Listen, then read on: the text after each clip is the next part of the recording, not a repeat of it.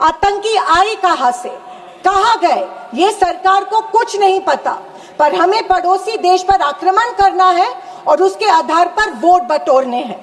पहलगाम के आतंकी हमले में मारे गए बेगुनाहों की अभी चिता भी ठंडी नहीं हुई थी कि देश के प्रधानमंत्री बिहार में चुनावी रैली संबोधित करने गए।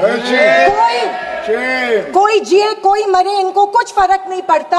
ये 24/7 चुनावी मोड में रहते हैं। फिर साहब की मार्केटिंग की तरकस से आया नया तीर, ऑपरेशन सिंदूर। मुझे हमारी सेना की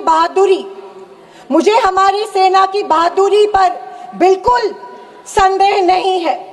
मुझे हमारी सेना की बहादुरी और वीरता पर बिल्कुल संदेह नहीं है। पर इस सरकार की दुर्जनता की सीमा देखिए कि सेना के जवानों को लड़ने जरूर भेजती है, पर हमला होने के पहले दुश्मनों को आगाह भी कर देती है। हाँ, ये हमारे परराष्ट्र मंत्री का बयान था। क्या यही कारण है कि हमारे जेट्स दुश्मन के द्वारा गिराए गए? क्या ये हमारी सेना के जवानों के जानों के साथ खिलवाड़ नहीं थी? खैर, जो इंसान मानता हो कि इस सेना के जवान की तुलना में एक व्यापारी ज्यादा खतरा मोल लेता है, उससे हम अपेक्षा ही और क्या करें। ये मूर्खता है या फिर देशवासियों को मूर्ख बनाया जा रहा है? ऑपरेशन सिंदूर से देश को क्या हासिल हुआ? अमेरिका के दबाव में किया गया एक शर्मनाक सीज फायर। फॉरेन पॉलिसी ऐसी कि मित्र देशों ने आतंकवाद की निंदा तो की, पर पाकिस्तान की नहीं। स्पीकर मैडम, प्रधानमंत्री कहते हैं कि ऑपरेशन सिंदूर का जश्न मनाने का पर्व है। किस बात का जश्न मनाए प्रधानमंत्री जी? हमले के पहले आपके विदेश मंत्री दुश्मन को हमले की पूर्व सूचना देते, उसका जश्न मनाए?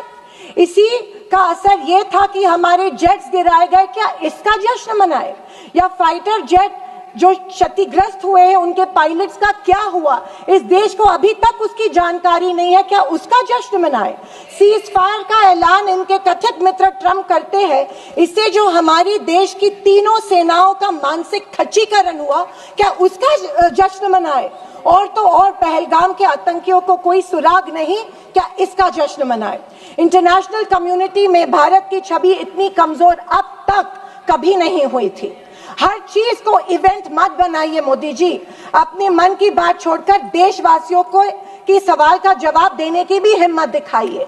याद आती है जब इंदिरा गांधी जी के सामने पाकिस्तान सरेंडर हुआ था और एक हार्ड लाइनर निक्सन जैसे को भी इंदिरा गांधी की बात सुननी पड़ी।